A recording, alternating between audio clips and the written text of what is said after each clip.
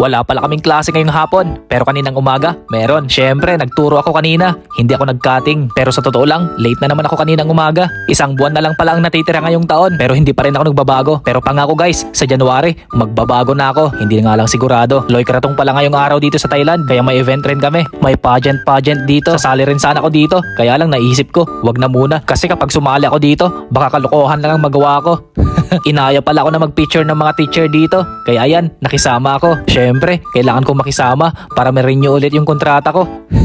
Ang ganda ng mindset ko, no? Gayahin nyo ako. Tignan nyo, tatagal kayo sa trabaho. Kasama ko pala yung mga iba kong estudyante dito at pinapakita namin dito kung ano yung suot namin. Pero yung suot ko, nakita nyo na kanina. Wala kasi akong Thai costume. Pero kung nakahanap ako kahapon, baka kasali na ako sa pageant. Sa mga oras na to, may binigay silang kratong sa akin. Tapos ipapaanod ko sa ilog. Kaya let's go. Dito, gabi na nga. At dumiretso ako dito sa Konken. Pero alam nyo kung anong oras na. Alas 12 na. Wala rin kasi akong masakyan agad kanina. Hindi na nga rin ako naligo para makalis agad. Pero ganito pa rin ang nangyari. Kayo ba? Naliligo ba kayo kapag nagmamadali na? Imposible. Sos! Pagkarating ko nga dito, naghanap agad ako ng maiinom. Kanina pa kasi ako nauuhaw. Sa totoo lang, muntik ko nang inumin yung nilalabas ko sa ano ko eh. Kung nangyari yon, first time ko yun. Pero buti na lang, natiis ko. Kukunin ko na pala yung mga in-order ko. At gustong gusto ko nang inumin ang mga to. Tara, share tayo. Tapos ikot tayo dito. Tulad nga ng sabi ko kanina, hating gabi na. Pero marami pa rin mga tao at nagtitinda. At syempre, isa na ako doon. Mura lang pala ang mga damit dito. Gusto ko sanang bumili. Kaya lang, wag na lang muna. Pero ganyan naman tayong mga Pinoy. Kadalasan, pumapasok tayo sa mga tindahan.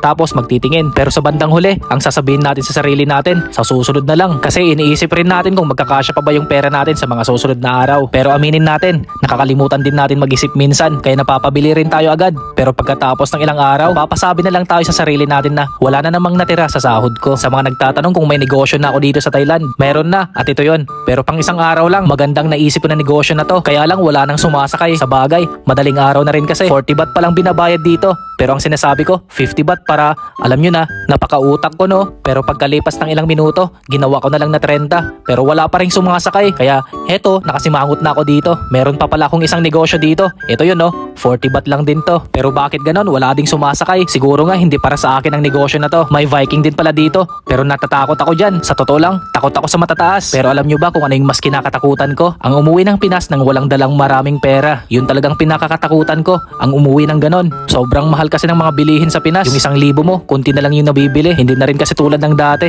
Kaya ang dapat nating gawin, mag-ipon bago umuwi. Pero ang hirap naman mag-ipon. Paano ba kasi mag-ipon? May tutorial ba kayo dyan? I-share nyo naman yung link para mapanood ko at para parehas tayong makapag-ipon. Kasi kahit na nandito ako sa ibang bansa, nahihirapan talaga ako mag-ipon. Mas nangingibabaw kasing bunganga ko. Gustong-gustong kumain palagi. Kayo ba? Ganon din ba kayo? Food is life. Kain lang ng kain. Huwag kayong mag-alala. Parehas lang tayo. Hanggang dito na lang. Kapon kap, mama chup chup.